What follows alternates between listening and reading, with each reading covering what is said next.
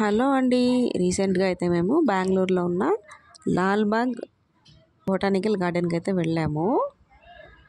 అయితే అక్కడికి వెళ్ళిన తర్వాత ఎన్ని రకాల పువ్వుల చెట్లు ఉన్నాయంటే చెప్పనేలేను. అన్ని రకాలు ఉన్నాయి. అట్లాగే మనం ఓపికగా ఉండి తిరిగి నడవాలే గానీ అంత విశాలంగా ఉంది. అట్లాగే ఒక చిన్న పెంకుటిల్లు లాంటిది కూడా ఉంది అక్కడ. దాని కింద అయితే ఎంత చల్లగా ఉందో, అక్కడ మట్టిలో నడిచినా కూడా కింద మామిడి చెట్ల తోటలు ఉంటుంది కదా, వాటిలో నడిచినంత ఫీల్ అయితే ఉండింది నాకు. అంటే మొత్తం వాటర్ పెట్టేసరికి ఎంత చల్లగా ఉందో అంత, నాకైతే అక్కడి నుంచి రాబుద్దే కాలేదు.